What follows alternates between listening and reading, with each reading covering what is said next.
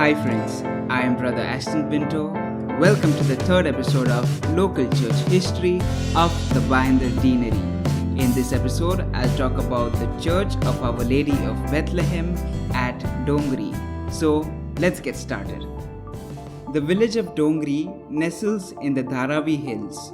The primary occupation of the people living here was farming, salt cultivation, and pottery.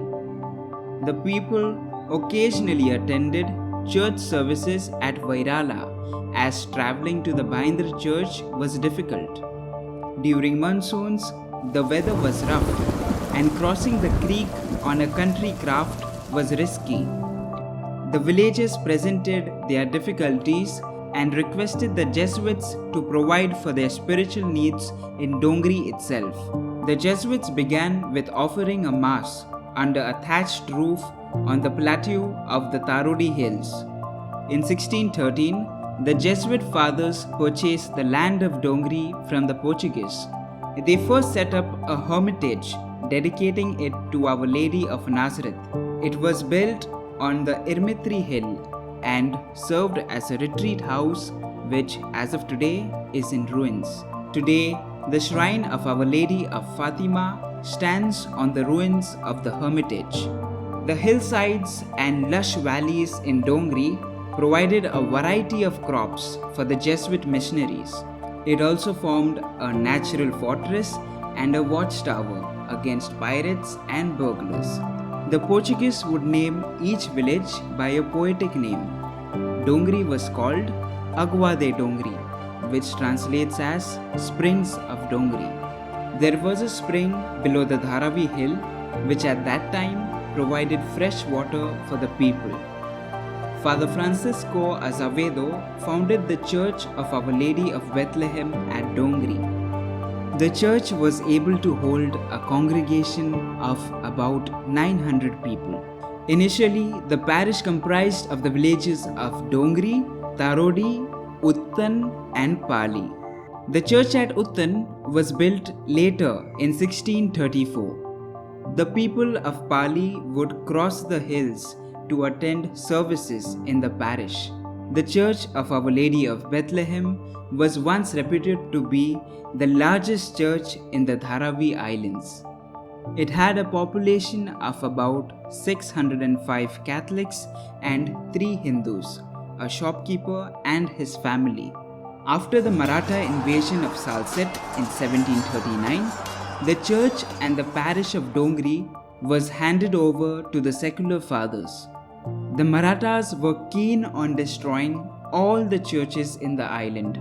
Fortunately, the war did not have devastating effects on this church. In 1900, a chapel dedicated to Our Lady of Lourdes was built at Pali.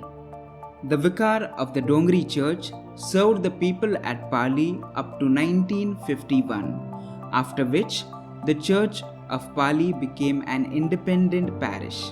In 1950, a devout parishioner donated a statue of Our Lady of Fatima, which was erected in the ruins of the old Jesuit hermitage. This initiated a devotion in the minds of the people, and in the time to come, the hermitage was partially renovated.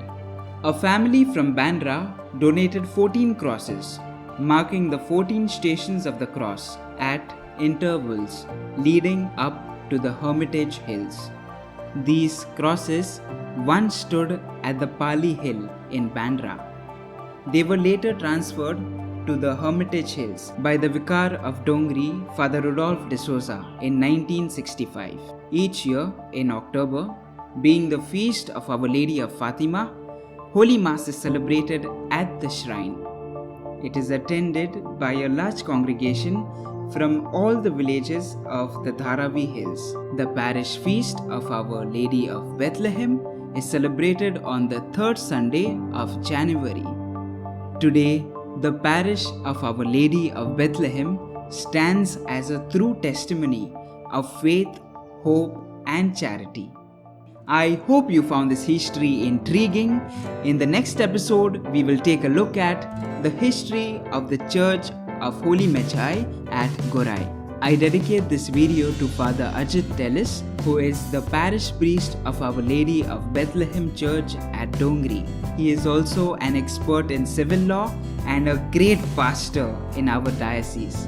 I also dedicate this video to Father Leslie Malia, who is the director of Mukti Sagar Prabodhan Kendra at Uttan. Father Leslie is an all-rounder as he double-ups as a visiting professor of liturgy at St. Pius X Seminary and also reaches out to us pastorally with various initiatives of the Pastoral Center.